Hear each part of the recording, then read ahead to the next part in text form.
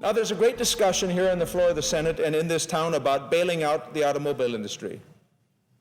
And that proposal is $25 billion, about 4% of the $700 billion. As far as I'm concerned, the automobile industry has plenty to answer for. But if we're talking about the potential loss of 3 to 5 million additional jobs, if that industry goes belly up, at a time when this economy is in such debts, no. Any restrictions on income at all? No. No restrictions at all. No strings attached. Now, there's a great discussion here on the floor of the Senate and in this town about bailing out the automobile industry.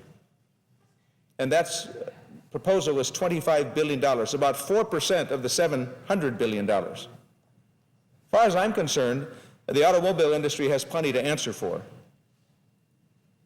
But if we're talking about the potential loss of 3 to 5 million additional jobs, if that industry goes belly up, at a time when this economy is in such desperate condition, putting 3 to 5 million additional people out of work would, I think, be devastating to this economy.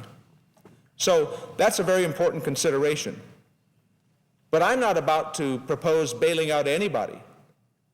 I'm not going to bail out anybody unless there are restrictions and conditions and tough ones. I know those executives from Detroit got a pretty tough time and should have yesterday. They flew here in their private jets. They're making about $20 million a year saying we need help from the American taxpayer.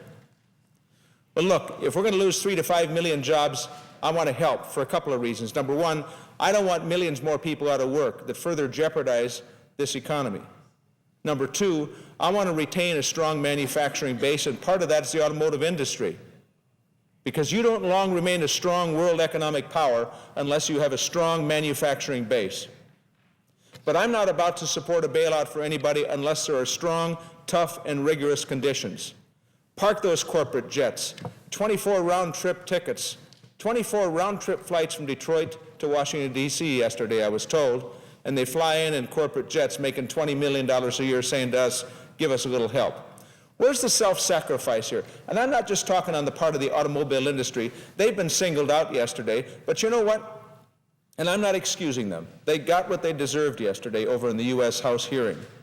But did anybody ask the questions when the Treasury Secretary was ladling money around by the hundreds of billions of dollars, or the Federal Reserve Board ladling money around to the point of $2 to $3 trillion? Did anybody say to those biggest financial firms in the country, by the way, here are some restrictions. Maybe you ought to park your airplanes. Maybe you ought to be concerned about these unbelievable incomes. I talk about $20 million a year for people running an automobile industry or an automobile company.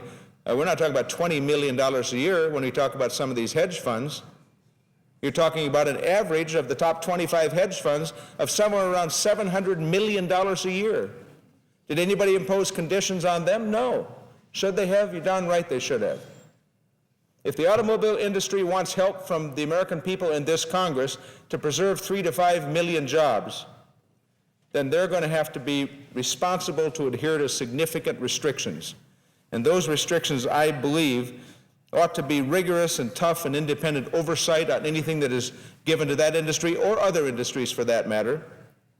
They ought to agree to a prohibition on dividend payments so that money going to those companies aren't going to go out in dividends. That would make no sense. I think that there ought to be prohibited golden parachutes for executives, as well as executive bonuses during the duration of that loan.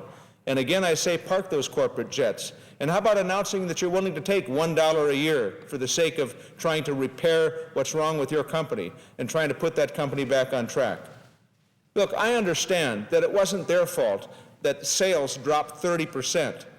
They are victims, as are all Americans, of this economic crisis. It's not their fault that sales dropped 30%. And so if they need some help to save 3 to 5 million jobs, I think most Americans would say, let's save those jobs. But most Americans would also ask the question, where's the self-sacrifice on the part of those folks who are running these companies? Let's see a little and let's hear a little self-sacrifice about people who will say, I'll own up to this. I'll put something significant on the table in terms of trying to turn this economy and these companies that we run around.